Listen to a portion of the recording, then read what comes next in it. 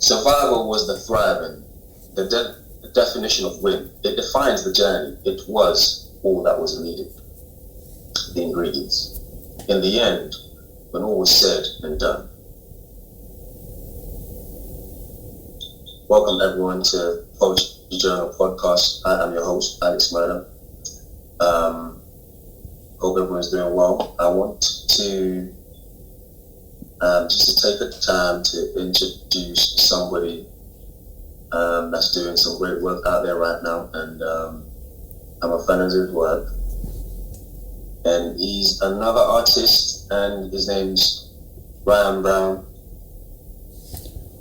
Yo, bro, how's it going, man? Thank you for having me on the podcast. It's been a long time coming, but I'm looking forward to chopping it up with you today. Thanks, man.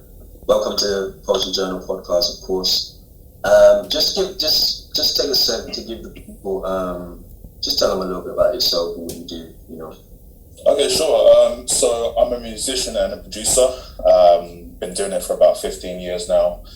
And over the years, I've evolved from just being a musician into a producer, into running events abroad, into touring, doing television work as well. Nothing on a grand scheme, but just little steps. And at the moment, I'm in a place where I'm out of this kind of mainstream headspace, and I'm just trying to make some dope tunes and just trying to do it my own way. And just trying to create a culture, I guess, Very cool, man. Very cool. But like I said, man, I'm a fan of your work, so I always that's why I always try to reach out to you and just make sure that my guy is all good, and if you need a platform or anything, of course, we're all here. So support. Appreciate it, man. That's love. Big love. Big love. Without further ado, I'll just go through the quote again, as I like to go to it twice, and then I'll just tell you about what I'm thinking, and unpack it. Survival was the thriving. It was the definition of win. The definition of win. It defines the journey. It was all that was needed, the ingredients. In the end, when all was said and done. And for me, the relevance behind this, I would say, start with a question.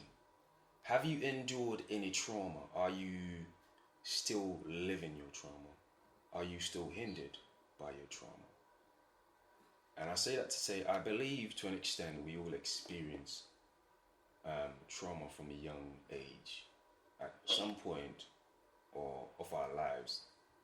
It could be a situation where our trauma is a turning point in our lives in terms of significance, meaning it could be good or bad, which is to be determined given the situation.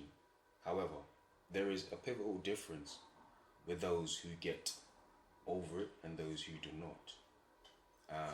I would even argue in certain instances, some people are still hindered by their trauma or even have a chronic suffering due to their situation, irrespective of their efforts in addressing it. Speaking to the moments when all that made sense in this world was to survive, to endure. Why would this even be a factor? I believe a lot of black people, just because I can only speak from my experience and people like me.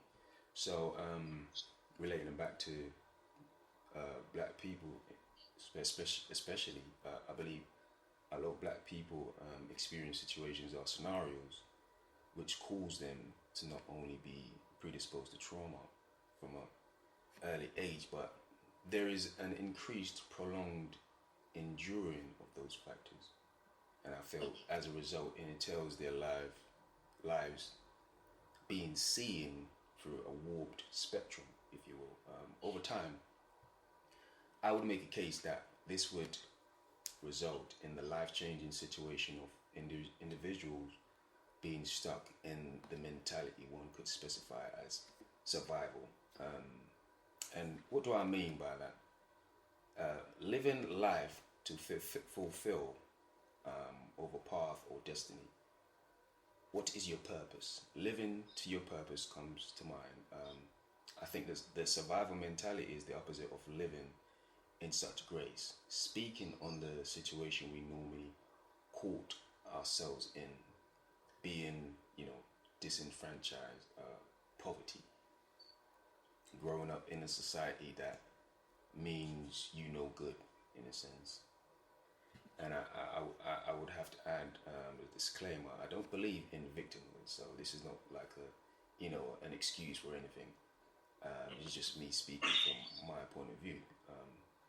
Therefore, I'm speaking to explain certain traumas and situations I believe a lot of people are experiencing. Now, this is irrespective of race, but I'm just speaking specifically of people I can relate to. It's kind of like the old generation of. This is like a little similarity, I feel. It's kind of like the old generation of PTSD before the pure definition of PTSD. Before there was like this big awareness of such kind of like trauma or mental, situation. Just in the sense that most people don't really take their situation serious. At least I didn't, in my experience, until you finally understand the situation in depth for yourself personally. And I would end with a question to the audience: are you living or are you surviving? That's a very good question. Let me just kind of get back to you with that. So with that poem, the first line of it made me really think, and it was like survival was the thriving. So then I had to kind of deconstruct what does survival mean and what does thriving mean. Yes. So survival means to continue to exist, to continue to live, whereas thriving means to grow, to develop, to prosper. Yes. So I really like seeing it in that way. It's like we are continuing to exist so we can grow. So you know what I mean? And I think that's a very positive way to look at it. Yeah. And that's what kind of popped into my head. It was just like, okay, this whole thing could mean that we are surviving. Yes. To grow. Do you know what I mean? Because there isn't, when you think about it, there isn't any other way really. When we're not surviving just for, I don't know, but if you're not trying to grow in life, then you're not really living, are you? Yes. And with this situation especially, I really wanted to really think about, there's a difference between living and surviving. And I feel like a lot of people that go through such a situation, and sometimes it there's a difference in terms of like sometimes it's a quick thing, but those who have the resources, or blessed to have the resources to fix it, are those are the ones that usually get over it in a short-term period, or like we're talking like years, etc. But you do have situations where like you have people that experience so much trauma that their situation prolongs over a longer period, and what it is, that trauma or survival situation becomes almost like that's all you know, and you go through life thinking that's you living,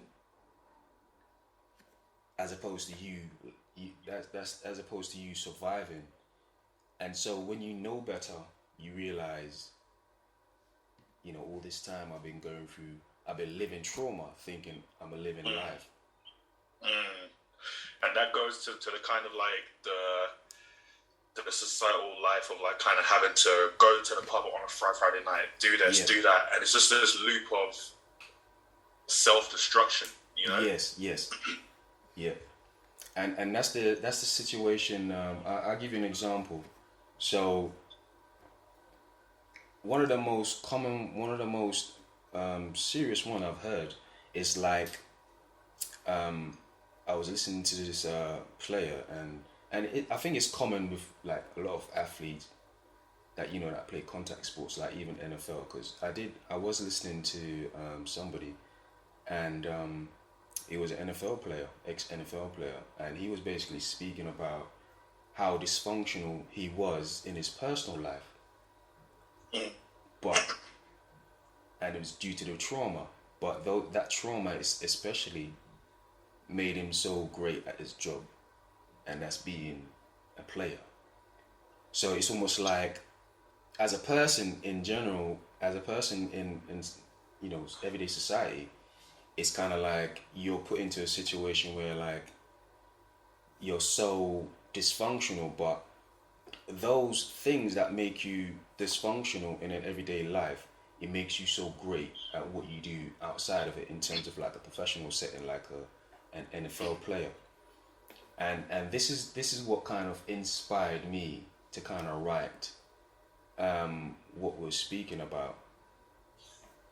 And basically what I'm trying to say is like, the idea behind what I was listening was, I was hearing it, and I could hear him speaking about, his upbringing.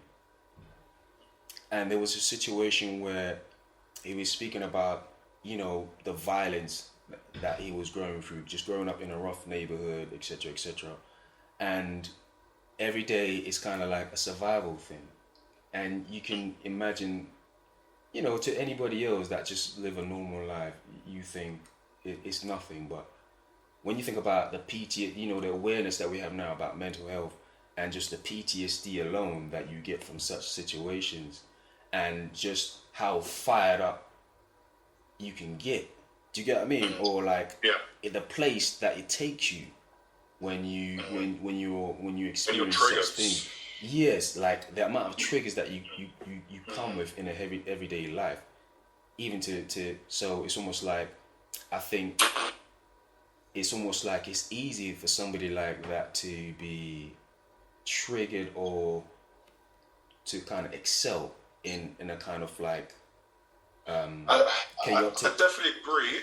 Agree, but I do disagree, because I feel like whether somebody, you could be like an athlete or a famous person or just a normal person, I think what makes the difference is how you've prepared and how much aware you are of your past traumas. So if you have no awareness, then you're not going to see anything wrong with the way that you react to things or behave. Yeah. But if you are aware, then you do certain things daily to just kind of help you not repress it, but just to deal with the way that you react to things. So like meditation or therapy, or, there's all these different things. So I was going to come back to what you said, like with people who have more resources. Yes. Are they better equipped to deal with this kind of thing than a normal person is? And I don't think it's very true. I feel like rich people have more resources in terms of like they can go to therapy, or they can do this and that and the other.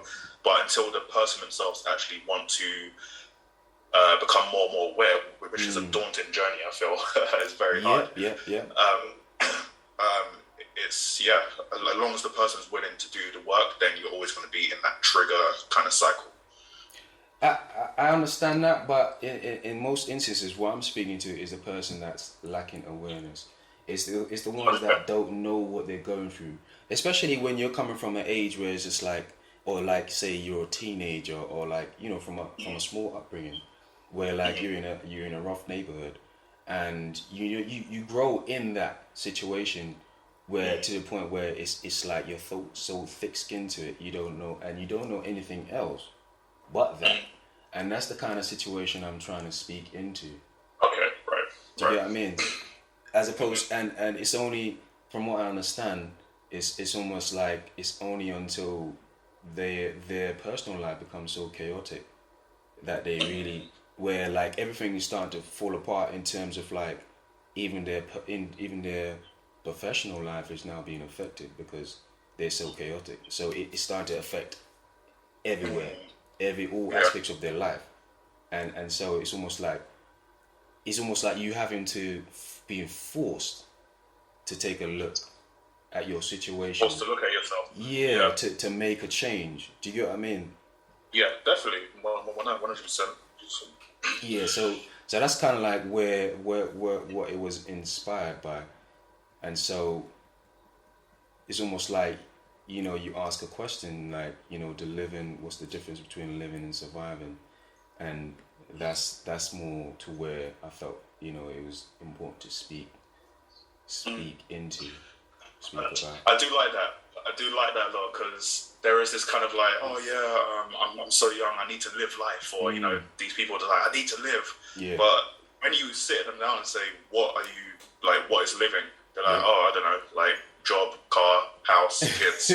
Yeah. You know, do you know what I mean? Like, that's always the kind of way that people go down. But to live or to thrive, it is getting to know who you are, you know, Precisely. diving into your mind, knowing everything that triggers you or makes you happy, just everything to do with oneself. And then once you love this guy, then it will just spread out and your life will be a lot easier, you know? That's right. And so with that, and I could think of one other example, but I don't really want to go into it, not yet. It might be relevant later on. At first, now I'm just going into the next segment now.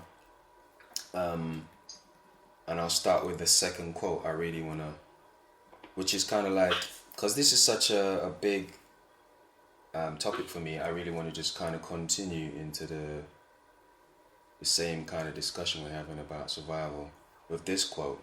And it goes like this: come what may, clinging to the cunning, trying to get through every day, hoping to tell a sour story, patience in the palate, for it could be decades, as we wait for a sweeter day. Thus, I tell it with a smile, then laugh for a while. But for now, the venom speaks, for the antidote lacks existence. Paranoia goes missing, I can feel it. Illin in the blood, streaming.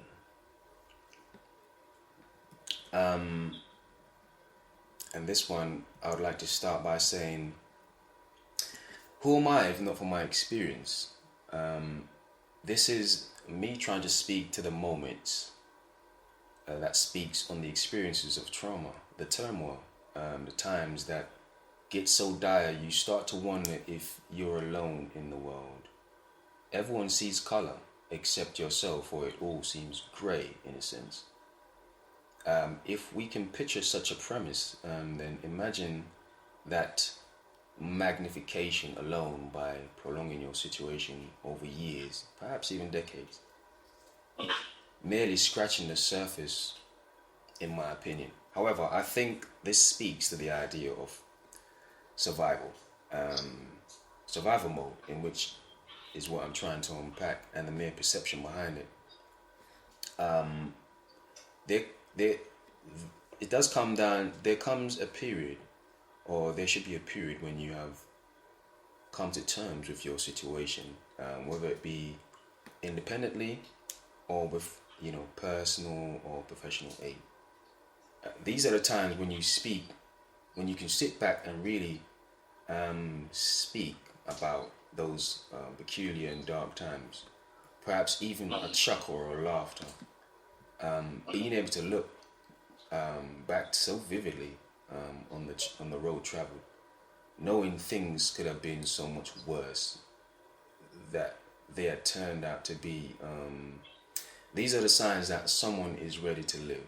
These are the signs that they appreciate their situation or the magnitude of their situation and life in itself. These are the type of people that have a story to tell, I believe, in my opinion. They can speak on the special moments.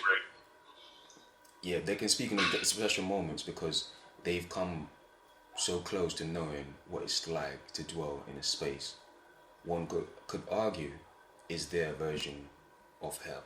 Do you get what I mean? So with that, I mean, like, I want to hear your take on that quote, and also, like, perhaps you have an experience to share pertaining to what we're speaking about.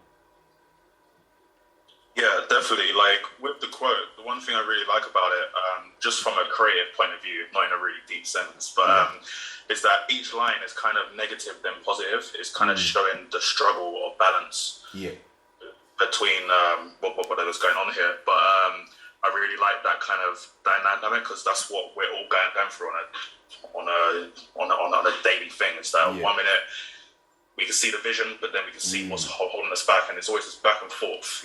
Where do I go? So that's one thing I really liked about it as well. And just like through my own personal experience, like you was talking about being in hell and having to drag yourself back up, and I feel like this is something that I've experienced over the last few years, especially just becoming a bit more aware of myself and my surroundings and my journey in general. And it's been tough, but like you said, when you're coming out, you feel like you've got so many stories to tell. You feel like you can bust a joke about it, you know. But back then, man, just wanted to cry, innit? You know what I mean? Yeah, it's that real, man. It's that real. You know what I mean? So, but yeah, and you know, like my journey through it helped me become a better person and a better thinker. You know, through expressing that I felt there was something wrong, I was able to talk to people who then put me on to philosophy and, you know, all these other things that I was able to appreciate and understand. And through understanding a lot of it, I learned to understand myself. Yes. And I've learned to understand a lot more about other people. Whereas, you know, a few years back, I just would have seen someone and gone, oh, whatever, blah, blah. Yes, but now I can actually sit there and think, you know what? X, Y, and Z, X, Y, and Z, and you know you're not as judgmental. You're more empathetic, I guess. And you have so much more context on it, don't you? Sorry. You have so much more context on the whole situation. Do you get what I mean? Yeah. Whether you know a lot or whether you don't know, it's just about just trying to read people and read their expressions, and you know, most people who are down and sad are just put on up front. Do you know what I mean? So sometimes it's good to just recognize how people really feel, you know, whether it's through micro expressions or the way their body is, or you know, they might be smiling and be, I'm fine, I'm happy, but you know, people wearing masks and stuff. But yeah, I feel like when it comes to talking about survival and then turning that survival into thriving, it's a very difficult journey. I feel like it's like being told off by yourself. Yes. You know what I mean? Do you know what I mean? It's like imagine sitting there going, you know what, Alex? Nah, You know what I mean? Like it's very hard to face yourself and actually have to look inwards and go, you know what? That's bad. Do you know what I mean? Yes. I need to change this. I need to change the way I think, or the way that I do things, or the way I see things. So yeah, man. Yeah, it's definitely been a journey. But the thing that I love about it is that it's not done yet. There's so much more to experience and, you know, to learn in life. Well, you said two pivotal things there. You said when you mentioned about the crying and just the emotion behind it. I think, you know, people should not poo-poo that, in the sense of like to grow to the point where you can acknowledge that point of it. That's you know how big that is in itself. Do you get what I mean? And that shows totally how far you've come.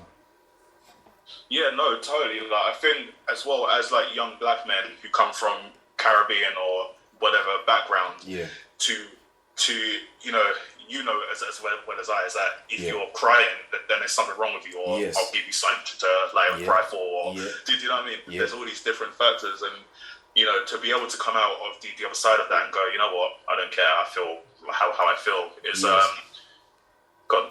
No, go on. I was agreeing. I feel like it's very hard to come out on the other side, but once you do get to that point, you just see like, I'm growing. Do you know what I mean? You're growing. I don't feel like I need to hold everything in. I don't feel like I need to be man. Do you know what I mean? That's right. That's right. And then there's the other thing where like where you feel like, the other thing that you said was the fact that you feel like, you know what, you understand what life is about so much more. You have a lot more context on what your journey should be, and so it's a sense where like there's a lot more awareness of where you are and how much you got left to live. Do you get what I mean? And just in the sense of like, just the point of what I'm really trying to make, in the sense of like, you know what, you know where you came from in terms of the trauma, but you know what, life's got so much more to give to you. Do you get what I mean? And that's where you are in knowing, just acknowledging or understanding that I've got so much more life to live, and you got so much more to give. And I think that's the beautiful part of that journey, where it's almost like, if you've been in that situation now, you really can really appreciate the other part of life, which is the living part, which is the beautiful part. Do you get what I mean? Yeah, 100%. And I just feel like it's a beautiful thing at the end, but we're talking about it as if as if we're at the end. This is like the halfway point, you know. It's the halfway point. Personally, I'm excited to be like, rah, I'm only 30, and there's so much more left. Like, what am I going to do? Like, I feel like personally, I've lived like 4 lifetimes. It's what I'm saying. Like, that's how it feels. What do I do now? You know, and that could either go 2 ways. You know, it can make you pumped, or it can make you go, damn, like, what am I actually going to do for the next 60 years or whatever? Do you know what I mean? But that's life, isn't it? And I think just the idea alone, in like, you know, your perspective on it, I think that speaks to your journey alone and where you are in that journey, whether you've done the work to kind of like be 3 steps forward as opposed to 1 step behind after taking 2 steps forward. Do you get what I mean? Yeah. And so that in itself shows growth, because you're ready for another stage of your life. You know, that can't come without you actually doing the work. And I think you can't underestimate that part of it, because it's so important. Do you get what I mean? So, and the other thing that you mentioned was just actually utilizing that part of your experience, like life experience that you go through.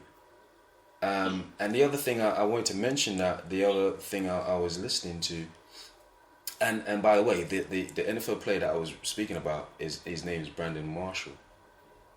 And you know, it was in one of his episodes he had speaking. It's called the show is called I'm an Athlete. And so he was just kind of, and he had people from his ilk on there, were in terms of like a football player, but he also had actors on there. And so it's kind of like they had similar backgrounds, but from different fields in terms of profession. And you know what it is, the actors could also attest to the same situation when it comes to survival, and what they basically spoke on was the situation pertaining to survival from their perspective, which is kind of different. And that's the other part I wanted to kind of just explain their experience, just in kind of like just kind of paraphrase a little bit.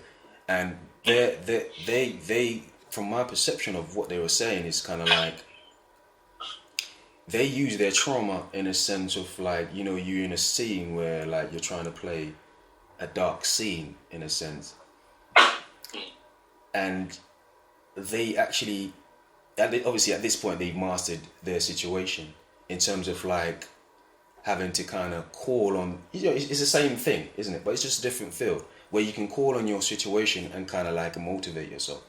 And so they can call on their situation and evoke certain emotions, whether it be for them to cry or like be in a scene where like you have to be so chaotic or almost physical, like almost abusive. Do you get what I mean? Whatever the situation is, even just sad and just start crying at the blink of an eye. And so it's almost like they can initiate certain imageries in their head to really speak, or really kind of like just kind of like evoke certain emotions where they actually speak, where they actually show, you know, that they feel in a certain way on the scene. And you know, that's another form of art in itself, where like you can really call on certain things like that. I kind of feel like that with music as well, because music's frequencies as well is an energy source. So if you feel angry and you've got like a track there, and you just want to, you know, write some heavy metal guitar and stuff. If you want it to be chill, you get that chill vibe. And I think every creative can call upon that. I think but then at the same time, you were saying like that they call upon this normalcy, this kind of way to like be to this kind of like, sorry, I fucked that up. Let me go again. I could hear noise, but yeah, sorry, no. I feel like we all can call on experiences almost. What I'm trying to say, experience. But what I'm trying to say is the fact that like when you have so much trauma, yes, and you're in everyday life or you're in work life, you can just kind of like, it's like you can just kind of phase all of that trauma out. You could just be seen as completely normal. Yes. Yes. Yeah. And that's something I never got. Like how do people carry so much weight and not be able to how does it not break them down? How does it not mess with them? You know. Well, that's the thing. Go on. No, I'm listening. Yeah. Sorry. I was just going to say that's how I felt like in my journey. Like there was a point where it just got to a point where it's like I'm really tired of showing my trauma scars. Do you know what I mean? Like, you know, the drinking and stuff like that. So I think it just gets to a point where you're just like, I need to stop being in this fake environment. I need to remove myself and literally look inwards. Yes. You know what I mean? Yes. Because And that's a very that's a big part of it, where I think it's two ways. It's kind of like you know, the angry person that, you know, haven't addressed their situation. It's kind of like you have two type of people, where you have those who are very reactive to anything, where they're quick to just speak on their situation, but you also have the implosive type of personality where, you know, you're quick to compartmentalize everything, and so you carry that baggage around until it's too heavy. And in terms of emotions, it's almost like, you know, you compartmentalize your emotions until you can't contain them anymore. Yeah. And so it's almost like, until one day, you know, it's almost, you know, the whole phase, the straw that broke the camel's back. And so an emotional straw fell on that shoulder that day that you just didn't have it in you to carry the whole load, and you just explode. Yeah. And so things go wrong. And normally, from what I understand, most of the time these things happen in your personal life. Do you get what I mean? In the worst times, in the worst periods, but also the most delicate, where it's almost like you can do the most damage. And, you know, and reputation, everything like that goes with it, because it's magnified, because all the spotlight is always going to be on you at that time. So everybody sees you.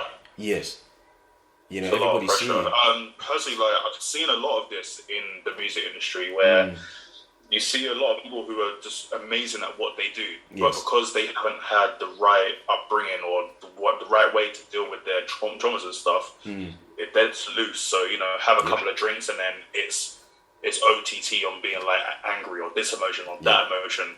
And it obviously rubs people the wrong way. And it's really sad to see, because there's so many talented people out there who can't get a foot in just because they weren't trained to deal with their traumas. They weren't trained to deal with their traumas. Yeah, and I think it's good that, you know, nowadays that we're able to actually sit here and talk about this, because 20, 30 years ago, it wouldn't have even been a conversation. Yeah. Like, yo, cut that out. But it's all good. But I feel like we're in a space where, like, people use the whole mental health thing and the trauma thing as like a it's kind of like disposable now. It's like, oh, sorry, I couldn't come. I'm experiencing this. Like, do you know what I mean? And people are just using it as a trend now, rather than actually going, okay, how do we actually help these people? How do we actually help the younger people coming up? You know, to deal with it. Yeah. You know, so I think that's definitely a conversation that needs to be had. Yes. Is what can we do as well? You know? Well, that's the thing. I think that's part of the reason why I wanted to create this platform, just to kind of like, as a male figure growing up, and just having enough experience to really kind of give my 2 pence on my experience in a valid way, where like people can take something from it. So even like a young person, for instance, can really listen to what I'm saying as a grown man, and it, you know, funny thing is, I'm not even the most emotional person, but I have emotional intelligence, where I can speak on my emotions. Do you get what I mean? So I can really unpack situations and give like an insight. Important. That is like so important in this day and age. Having emotional intelligence, you think it's common sense, but it's really not. It's really not. And to be able to unpack yourself and to be able to be so truthful and critical of yourself is a beautiful thing as well. It just shows that you're actually trying to understand and you're trying to move forward. Yeah, that's right. That's every situation. But and even on the parts, the times when, or even the part of your life where, like, you know, as we're speaking about this trauma situation, where, like I said, you know, there's two ways to it where like you've mastered it and you can call on it at will. But sometimes, you know, there's a flip of the coin where like you can still do that. Like I was saying about the actors. Now that was the good side of things where they can call on it and they can act in the scenes. But then there's the other side they mention where it's almost like you can call on it, but when the camera breaks, you haven't left that behind. You take it home with you. Yes. You got what I mean? And so you're still in that situation where it's almost like somebody's lives in danger because you're a ticking time bomb in a sense, emotionally. Yeah. And I think some great examples of that is Heath Ledger, Christian Bale as well. Yeah. These method people who literally they become the character that they're supposed to play. Mm-hmm. You know, and although I find that amazing, it's amazing that somebody can switch and be like, I'm that person. The amount of mental strain it must take is insane, bro. Absolutely insane. I couldn't do that. Like, imagine going home and still being the character. You still being the Joker. You still being Batman. Yeah. Do you get what I mean? Bro, it's mad. It's a mad thing, man, to think about. Yeah. Yeah, and just the danger around it. Do you get what I mean? It's just like you see somebody on road, just like, why so sad? Let's put a smile on it. He just whip out the knife. It's like, do you get what I mean? Like, not only these London, mate. Yeah, like, yeah. Yeah, but I was speaking to someone last night. It's just like, cool, right here, right here. You know what I mean? So it's just like, it's such a serious thing, but you really have to respect it for what it is at the same time. Before you're able to even look past it in a sense of like you can look back and be like, wow, you know what I mean? I went through some stuff. Do you get what I mean? Like that was a hard part of my life.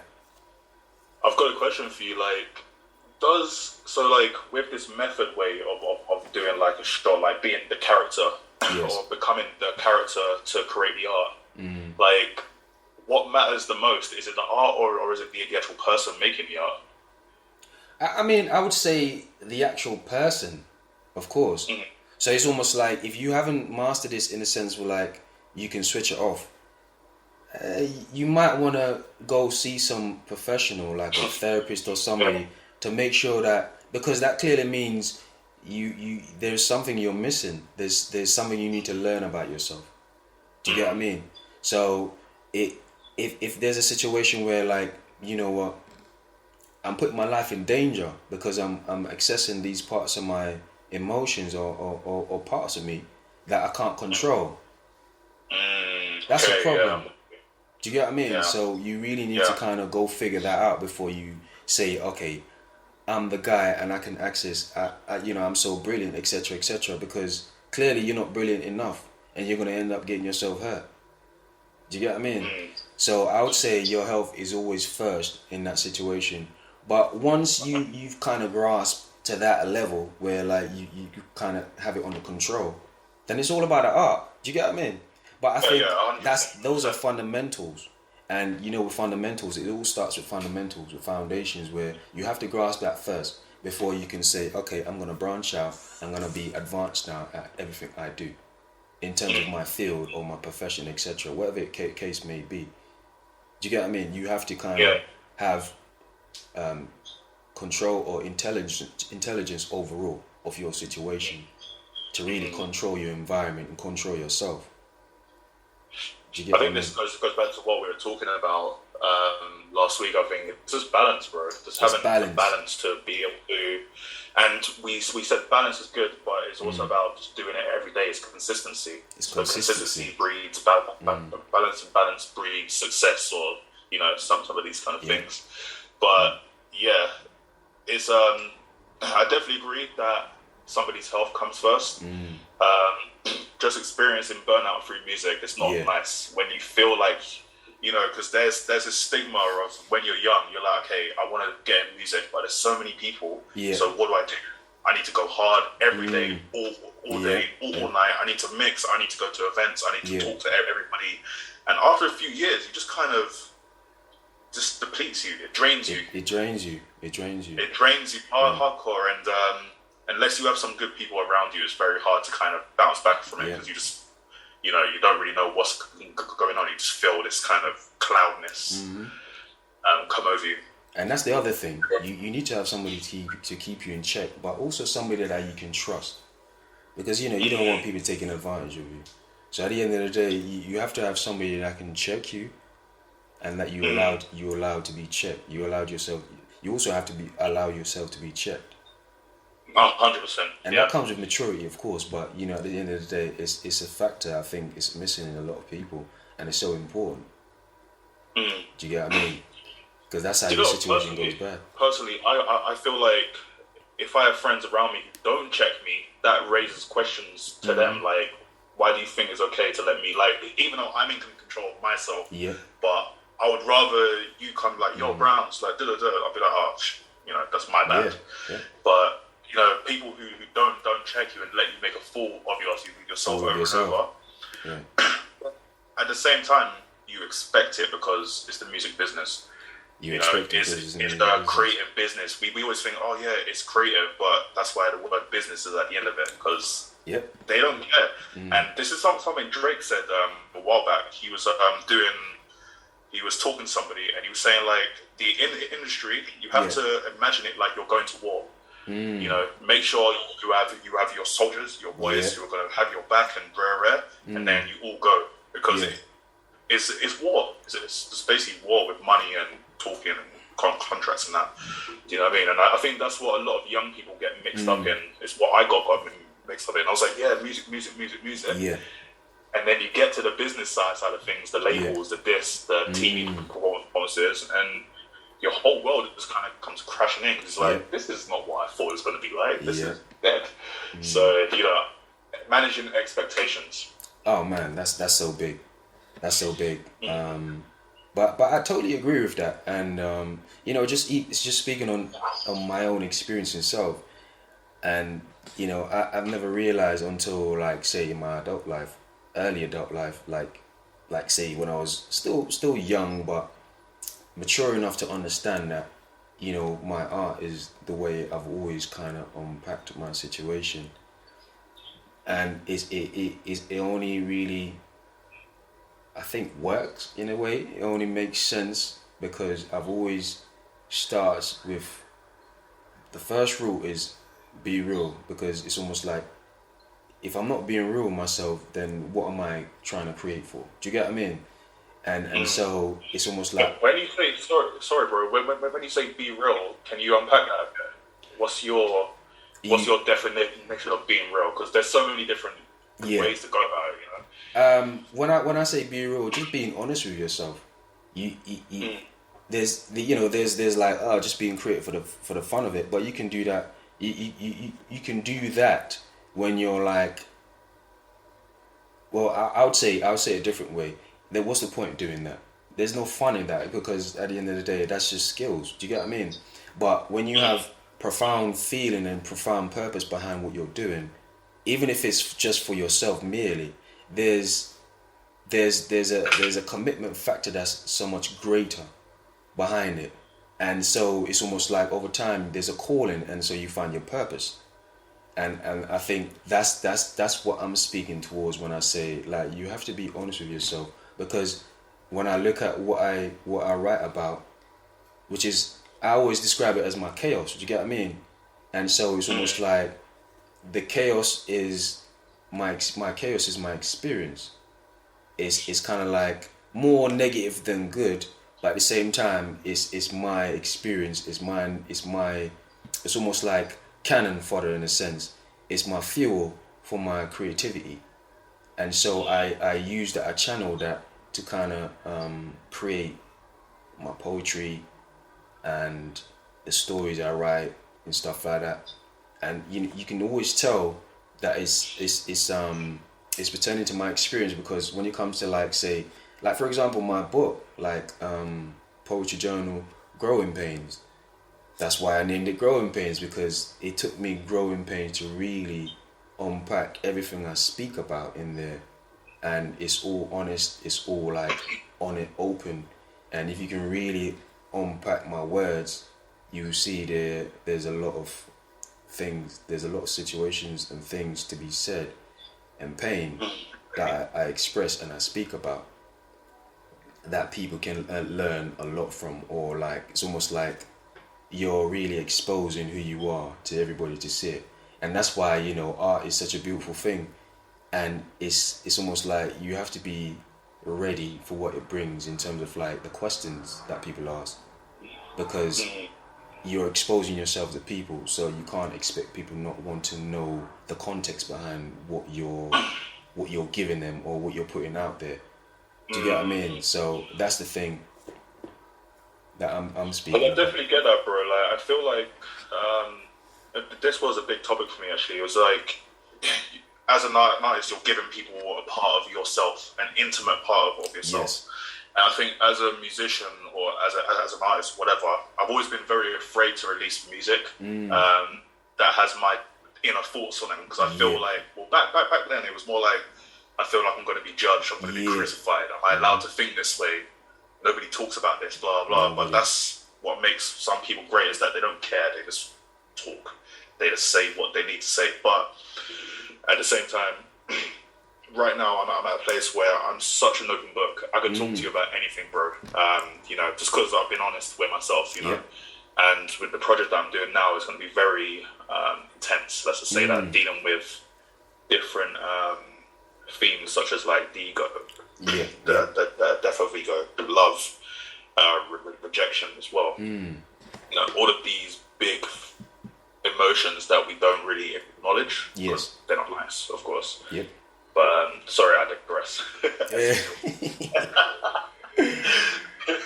Hey, that's beautiful, man. And it just, like I said at the start, you know, the fact that you're able to just speak about your situations, just it's testament to the amount of growth and the amount of work that you've put in to get to where you are, to do that. So of course, man, I commend you for that. So, you know what I mean, you always get ratings in my book, my bro. So but of course, like I said, man, I appreciate you coming on and just speaking and just telling your truth, your situation. You know, it's not for everybody. It's not for the faint-hearted. So, you know what I mean. it's a serious thing, man. It's a serious thing. But you know what? We haven't got much time, so I want you to just kind of just give you a chance to just maybe tell the people something that you want to express to them about what you have going on. Perhaps they can check you out on a platform or something, whatever you have going on. Okay, cool. So at the moment, I haven't really got much going on. Just came back to the UK about 2 years ago during lockdown. So cool. Everything's been kind of up in the air with plans and stuff. But at the moment, I'm working on my debut project called Cosmic Crunk. Crunk, yeah. Which should be, Cosmic Crunk is a name that my teacher gave to me. So he was like, yo, your music sounds so universal, but it bangs. So I was like, yeah, that's dope. So yeah, I'm working on that with a couple of guys, a rapper from East London called Slick.R, and a couple other people as well. So yeah, just like look out for that. My Instagram is Mastermind Brown. And yeah, you can contact me there if you want to ask me anything. I'm always available to talk. And yeah, I'm open to it, you know. Well, that's great, man. That's great. And I'll just say quickly, you know, Poetry Journal, Growing Pains out right now. I would say everybody to just go and check that out on Amazon. And you just find me at Poetry Journal. That's PO3 TRYJOURNAAL, Poetry Journal. And on the 30th, which is in 5 days, I'm having another volume of my short story being released. So Into the Abyss Volume 3. And you know, I love people just kind of just check it out. And you know, I'm not hard to find, so just all you have to do is just check on social network, YouTube, whatever, but especially Instagram, and just hit me up. I'm always willing, open books, willing to speak and discuss situations, so of course. But again, my bro, thank you for coming through and having a conversation. One more thing, bro. I just want to say, like, I'm really proud of you, man. Like, people don't know, but we've known each other for years now. Yeah. But just seeing you coming up and doing your thing with your books and your poetry, I'm seeing the evolution and stuff. So it's inspiring for me at times when I'm not feeling too great. I'm like, damn, look at him. All right, cool. Let me get back on it. Like, do you know what I mean? So yeah, man. I appreciate you, and I'm looking forward to seeing your growth in the next few years to come. So yeah, man. Hey, thank you, man. That means a lot coming from you because you've been paving the way for a while. So appreciate that, man. Appreciate that. I appreciate tried. you to do that, man. Alright, my bro. So we'll speak. But of course, you're welcome anytime you want. Just hit me up and we'll have you on as a guest to discuss whatever you want. Maybe when your music's coming out soon, we'll have another discussion. Appreciate that, man. I'll definitely be back. Talk it up, man. Talk it up. Alright, my bro. Thanks again, man. In a bit. Alright, thanks, man. Take care. Bye.